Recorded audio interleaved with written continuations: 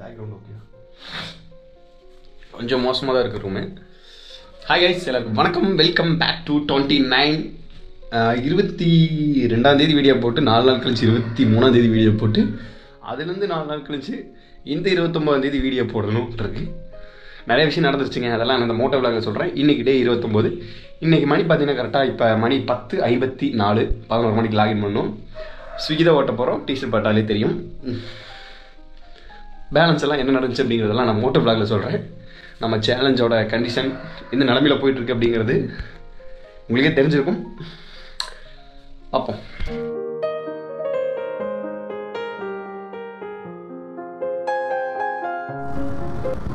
Guys, மணி பார்த்தீங்கன்னா கரெக்டாக 11:30 ஆச்சுங்க. 10:55 இன்ட்ரோ எடுத்துகிட்டு கரெக்டாக வந்து ஆன் பண்ணிவிட்டு ஸ்டார்ட் பண்ணலாம்னு நினச்சேன். பட்டு நம்ம ஐடியா ஆன் பண்ண உடனே பார்த்தீங்கன்னா நமக்கு ஆர்டர் விழுந்துருச்சு. ஃபஸ்ட் ஆர்டர் பார்த்தீங்கன்னா 64 ரூபா ஆர்டரு, 6.5 கிலோமீட்ரு. பிக்கப் தாங்க, ஜீனி ஆர்டர்னு சொல்லுவாங்க, அதான் விழுந்திருக்கு. இப்போ பிக்கப் பண்ணிவிட்டு போயிட்டுருக்கோம். எங்கன்னா இடையார்பாளைய ரோட்டில் ஏதோ படிக்கிற பொண்ணு ஆர்டர் போட்டிருக்கும் போலங்க. ஆர்டர்னால் பிக்கப் பண்ணுறாப்பு தான். அவங்க வீட்டில் இருந்து ஒரு ஃபைலை வந்து அவங்களுக்கு எடுத்துகிட்டு வரணும்னு நினைக்கிறேன். அதுதான் நினைக்கிறேன். நம்ம படிக்கும்போதெல்லாம் இந்த ஜீனி ஆர்டர் இருந்துச்சுன்னா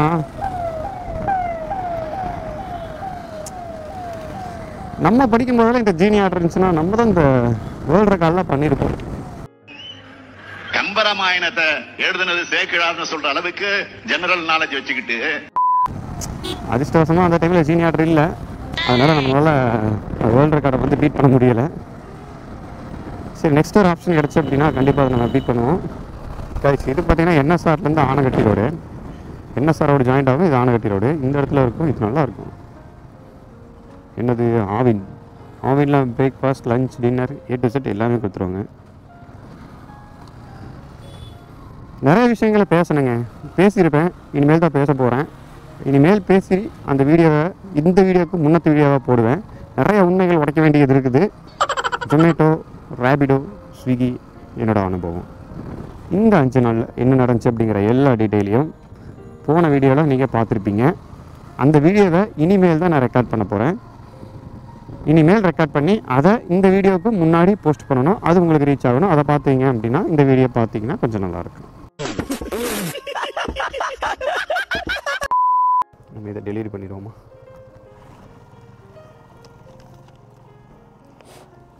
ஐயோ, ஃபோட்டோ எடுக்கலையே, கையை வச்சானு கண்டுபிடிச்சிடுவானுங்களே.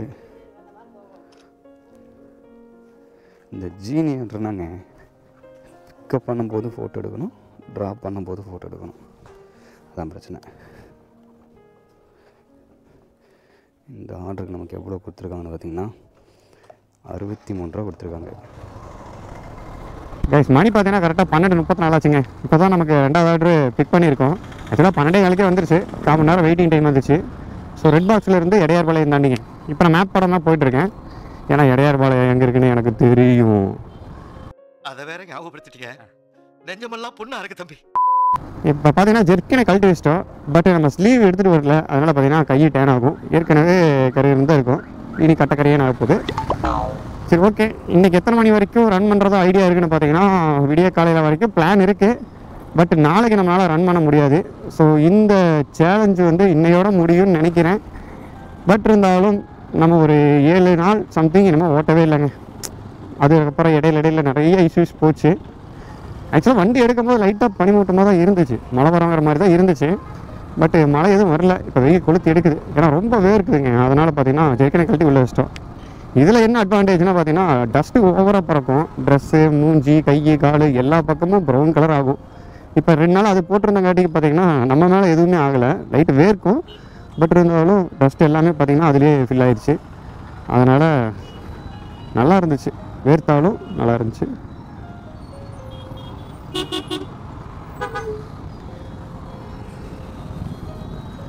ஒரு சில கன்ஃபர்மேஷனுக்காண்டி வெயிட் பண்ணிருக்குங்க. இல்லைனா ஈஸியாக போட்டு உடச்சிருவேன் 2 நாள் என்ன ஆச்சு அப்படிங்கிறது.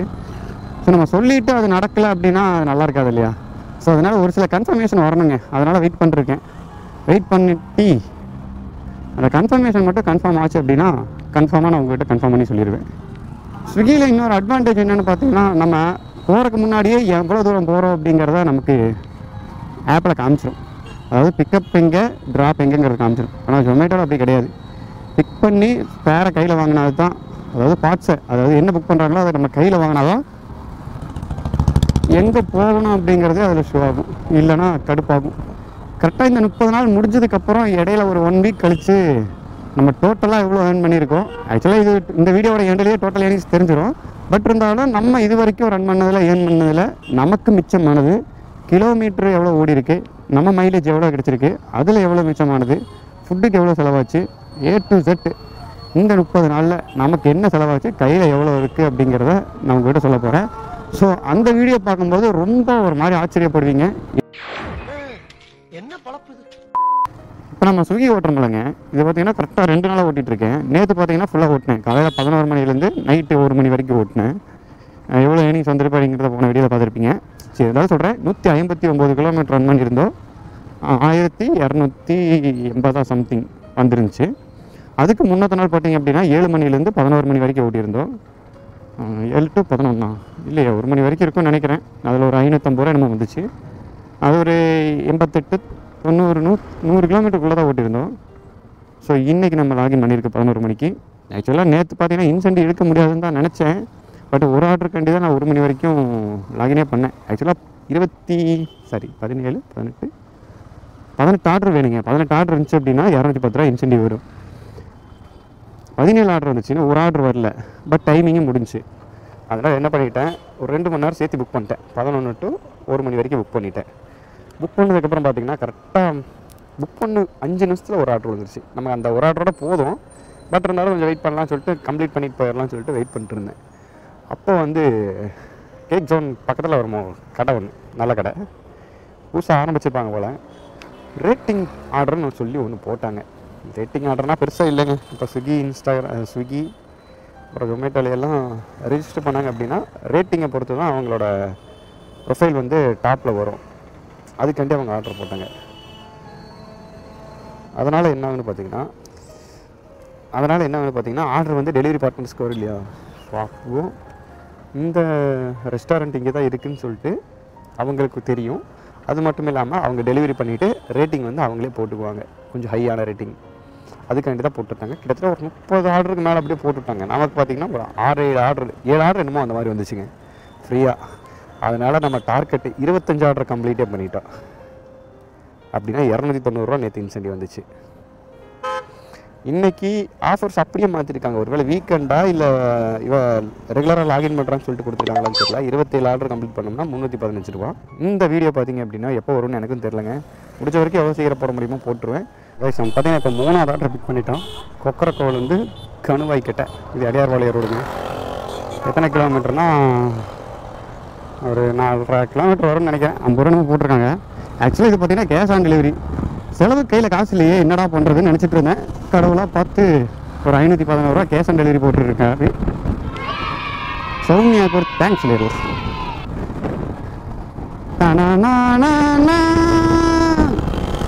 ஆக்சுவலாக 5 நாளுக்கு அப்புறம் விளாக் பண்ணுறேங்க. 5 நாளாக விளாகே பண்ணலை.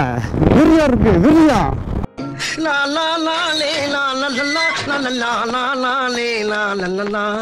ஒரு பிரதர் ஒருத்தர் கமெண்ட் பண்ணியிருந்தாருங்க, சேலஞ்சை கிவ் அப் பண்ணிட்டீங்களா ப்ரோ அப்படின்னு சொல்லிட்டு. ஆக்சுவலாக சேலஞ்சை கிவ் அப் பண்ணுற அளவுக்கு தைரியம் என்கிட்ட கிடையாது. பட் அந்த 30 நாளை கம்ப்ளீட் பண்ணிடுவேன்.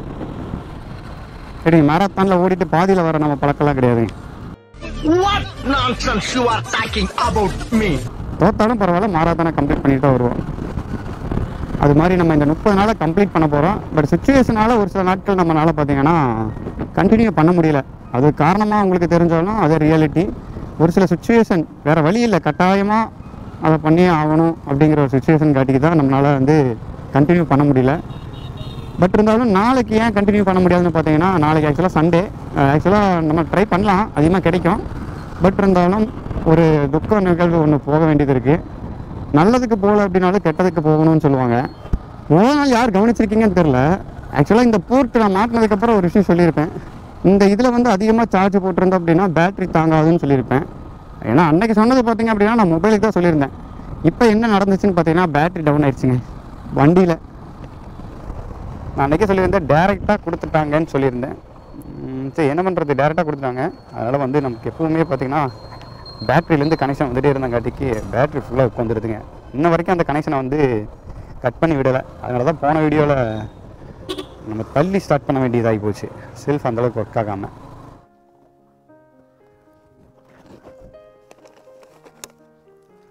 தேங்க்யூ.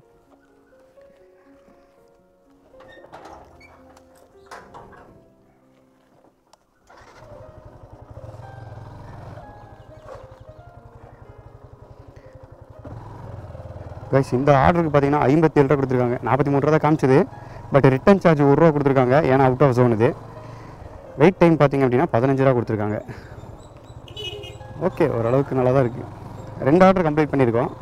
இன்றைக்கி 18 ஆர்டர் பிளான் பண்ணியிருந்தோம், நடக்குமான்னு தெரியல. அவுட் ஆஃப் ஜோனில் இருக்குது. கைஸ், இந்த ஜோனுக்குள்ளேயே போகல, அதுக்குள்ளே டிராஃபிக் ஜாம். ஹாய், அழகாக இருக்கல்ல, ஸ்டைலாக இருக்குண்ணா. உங்களில் யாராவது இந்த மாதிரி கண்ணாடி பார்க்கும்போது உங்களை ரசிக்கிறதுக்கு உங்களுக்கு பிடிக்குமா? கமெண்ட் பண்ணுங்க. எனக்கு ரொம்ப பிடிக்கும். எந்த கண்ணாடி பார்த்தாலும் லைட்டாக தலையை வாரி விட்டு தான் போவேன்.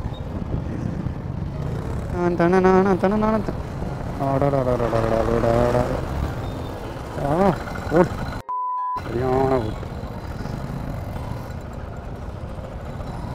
என்ன வண்டி பாதியாக இருக்குது. ஒர்க் ஷாப்லேருந்து எடுத்து பண்ணிட்டாங்களோ? ஜஸ்ட்டு மிஸ்ஸுங்க. ஒன்று அந்த கார் கண்ணாடி அடிச்சிருப்பேன், அதை லாரியில் அடிச்சிருப்பேன். வண்டி ஆஃப் ஆயிடுச்சா? பார்க்கும்போது எங்கள் அண்ணன் நாராயணன் வண்டி மாதிரியே இருக்குது. அந்த வண்டி இப்படி தான் எங்கேயாவது அவசரத்துக்கு போகும்போது ஆஃப் ஆயிடும். இப்போ பேச போகிற ஒரு நிமிஷம் பார்த்தீங்க அப்படின்னா கருத்து மாதிரியே இருக்கும். இருந்தாலும் அதான் ரியாலிட்டி. 12:47 மற்ற மத்தியானத்தில் இந்த மாதிரி ஒரு கருத்து சொல்லுவான். நானே எதிர்பார்க்கல. ஆக்சுவலாக இது நேற்றே தோணுச்சு. என்னென்னு பார்த்தீங்கன்னா, இப்போ நான் இவ்வளோ நாளாக யூஸ் பண்ணுறதுல இந்த ஹெல்மெட்டில் இருக்கிற கண்ணாடி பார்த்தீங்க அப்படின்னா 2 வைசரு. ஒன்று வந்து ப்ரைமரி, இன்னும் வந்து உள்ளே இருக்கிறது வந்து செகண்டரி வைசரு. ப்ரீமரி வைசர் பார்த்திங்க அப்படின்னா ரொம்ப அழுக்காயிடுச்சு. அதனால் வெள்ளை கலராக இருக்கிறது லைட்டாக ப்ரௌன் கலர் ஆகிடுச்சு. ஸோ அதனால் பார்த்திங்கன்னா ஓரளவுக்கு மங்களாக தான் தெரிஞ்சுது. சரி, இந்த வைசரை தூக்கி விட்டுட்டு நான் வந்து செகண்டரி வைசர் போடலான்னு நினச்சேன். செகண்டரி வைசர் பார்த்திங்க அப்படின்னா உள்ளே இருக்கிறது கருப்பு கலர் வைசர். ஆக்சுவலாக அது நார்மலாகவே கருப்பு தான். இதில் என்ன ஆச்சுன்னு பார்த்தீங்கன்னா, மழை காலத்தில் பார்த்திங்க அப்படின்னா அந்த வைசரை இறக்கி விட்டு வண்டி ஓட்ட முடியாது. இந்த ப்ரீமரி வைசரை இறக்கி விட்டேன் அப்படின்னா ஃபுல்லாக வந்து மழை பட்டுச்சுன்னா ஒன்றுமே தெரிய மாட்டேதுங்க. தொடச்சாலும் ஒன்று வைசர் மாற்றணும், அப்படி இல்லைனா ஹெல்மெட் மாற்றணும். இதான் ஆப்ஷனு.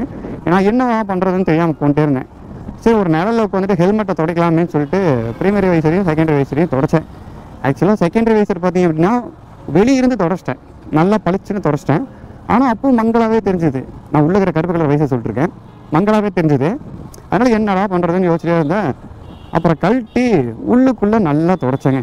தொடச்சிட்டு கையில் பார்க்குறேன், சரியான டஸ்ட்டு, குப்பை ரொம்ப அதிகமாக சேர்ந்துருச்சு. அதை தொடச்சிட்டு போட்டு பார்க்குற பக்காவாக பளிச்சுன்னு ரோடு தெரியுதுங்க.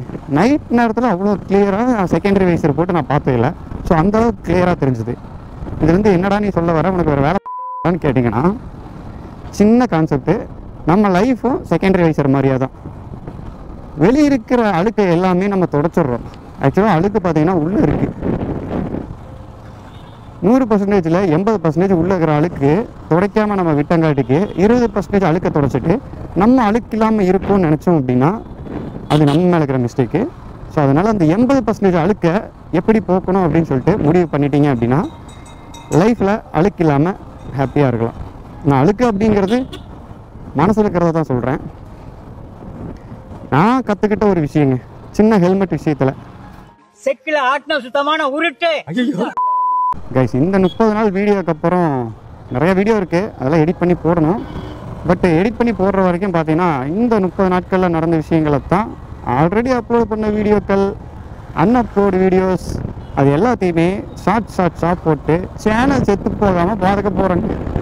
சேனல் செத்து போகாமல் பார்க்க போறியா அப்படின்னு கேட்டிங்கன்னா யூடியூபர்ஸுக்கு மட்டும் தான் தெரியும். யூடியூபர்ஸ் அப்புறம் சின்ன சின்ன கிரியேட்டர்ஸ் இருக்காங்க இல்லையா, அவங்களுக்கு மட்டும் தான் தெரியும் சேனல் செத்து போகிறது அப்படின்னா.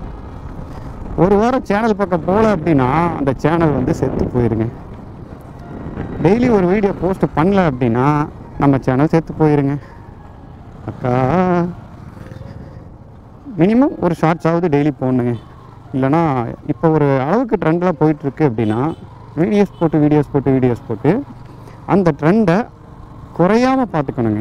அப்பாகுதுங்கிறது அடுத்தது, குறையாமல் பார்த்துக்கணும். அதுதான் நமக்கு இருக்க மிகப்பெரிய ஒரு சேலஞ்சே. ஏன்னா ரீச் ஆகாது, ஆல்ரெடி நம்ம சேனல் ரீச் ஆகாது. இதில் ரீச் கம்மியாச்சுன்னா ரீச் ஆகிறது எங்கே ரீச் ஆகும்? ரீச் ஆகாது. ஸோ அதனால் ரீச் ஆகிறத ரீச் ஆகலையே வச்சுக்கணும். வந்தா சுட்டா செத்தா ரிப்பீட், வந்தா சுட்டா செத்தா ரிப்பீட், வந்தா சுட்டா செத்தா ரிப்பீட். இன்னைக்கு வருவான், நம்ம டெலிகிராம் குரூப் ஒன்று இருக்குங்க, அது செத்து போச்சு. அதுக்கு நம்ம திரும்பவும் உயிர் கொடுக்க போகிறோம். உயிர் கொடுத்து நம்ம ட்ராவல் பண்ண போகிறோம்.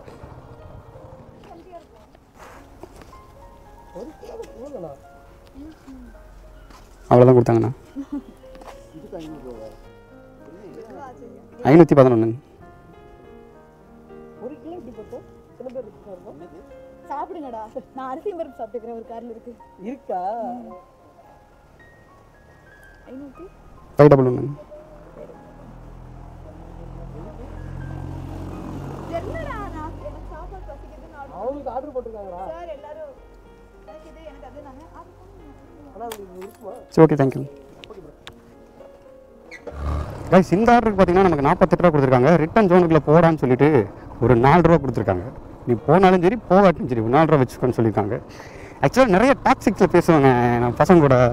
அந்த மாதிரி பேசினா போட்டான், இங்கேருந்து ஆர்டர் போட்டான். இல்லைங்க, அந்த 4 ரூபா தான் கொடுத்துருக்கான். அந்த டாக்ஸிக்காக பேசினா டாக்ஸிக் ஆகிருமோன்னு சொல்லிட்டு டாக்ஸிக்காக பேசாமல் இருக்கேன். அதனால் நார்மலாகவே பேசுவேன். ஒரு வீடியோலேயே ஒரு ரியாலிட்டியே பேச முடியாது. ஏன்னா நெகட்டிவாக தெரிஞ்சுட்டு வீடியோ ஏற்கனவே நம்மளை சேனலில் ஒரு 10 பேர் 5 பேர் தான் பார்ப்பாங்க. இப்போ தான் ரீசெண்டாக லாஸ்ட் ஒரு 1 மந்த்தாக வந்து அல்காரிதம் பார்த்திங்கன்னா யூடியூப் அல்காரிதம் கொஞ்சம் தூக்கி விட்டுருக்குது. நம்ம ஏதாவது ஃபேடாக போட்டு ஏன்னா டிஸ்லைக் போட்டோன்னா நம்ம சேனல் வந்து குப்பை தொட்டியில் போடுறத தவிர வேறு வழி இல்லை. பட் இருந்தாலும் நான் குப்பை தொட்டியில் போட மாட்டேங்க, தங்க பொட்டியில் வச்சுக்குவேங்க. ஏன்னா நம்மளோட சப்ஸ்கிரைபர்ஸ் தங்கம், சொந்த தங்கங்கள். இதுக்காண்டியே ஒரு 4 சப்ஸ்கிரைப் சேர்ந்து வரும்னு நினைக்கிறேன். ஏண்டா எதுக்கு இதெல்லாம்? அட்லீஸ்ட் இந்த ஒரு வீடியோக்கு ஒரு 50 லைக்காவது கொண்டு வாங்க. ரொம்ப மனசுக்கு ஆறுதலாக இருக்கும். வீடியோ எடிட் பண்ணி அப்லோட் பண்ணி அதை பப்ளிஷ் பண்ணி தம்ப்லைன் வச்சு டிஸ்கிரிப்ஷன் ஆட் பண்ணி இவ்வளோ பண்ணோம்னா 10 லைக்கு 15 லைக்கு தாங்க வருது. ஒரு 50 லைக்காவது கொண்டு வாங்க, கொஞ்சமாவது மனசுக்கு ஆறுதலாக இருக்கும். இல்லைனா செல்ஃப் மோட்டிவ் பண்ணி போயிட்டுருக்கேன். சரி பார்க்கலாம். 50 லைக் போட்டுருங்க அப்படிங்கிற ஒரு நம்பிக்கை இருக்குது. கைஸ் மணி பார்த்தீங்கன்னா கரெக்டாக 1:50 ஆச்சுங்க. இப்போ நம்ம 5வது ஆர்டர் பிக் பண்ணிட்டோம். ஆக்சுவலாக இந்த சார்ஜர் ஒர்க் ஆகிற வரைக்கும் இதில் போட்டுருந்தேன், எந்த தொந்தரவும் இல்லாமல் இருந்துச்சு. இப்போ இதுவும் ஒர்க் ஆக மாட்டேங்குது. இதுலேருந்து சார்ஜ் போட்டால் சார்ஜ் ஏறுற மாதிரி மட்டும் சிக்னல் காட்டுது, ஆனால் சார்ஜ் ஏற மாட்டேங்குது. இங்கே வீடாக போய் பிச்சை எடுக்க வேண்டியதான்.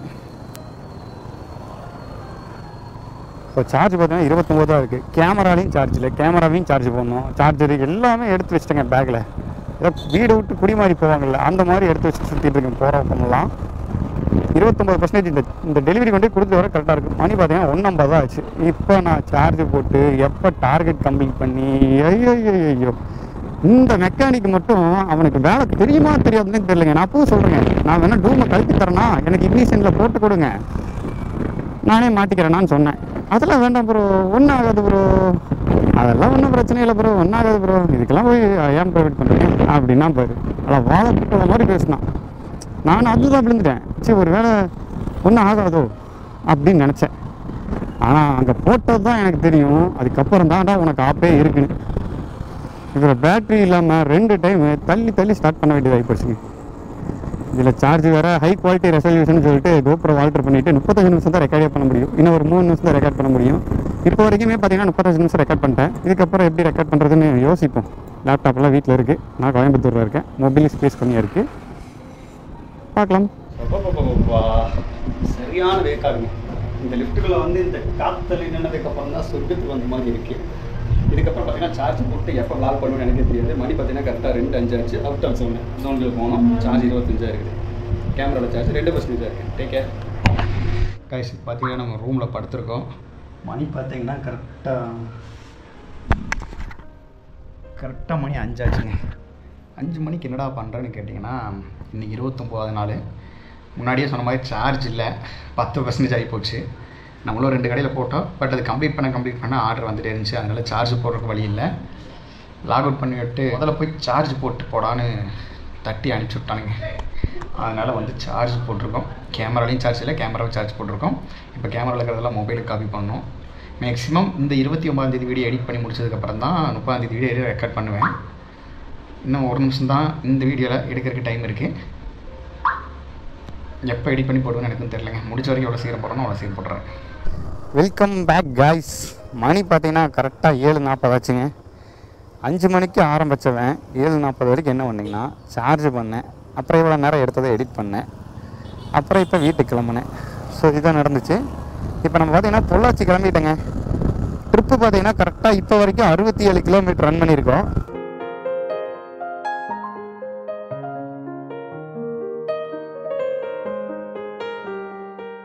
Mission failed. We'll get them next time.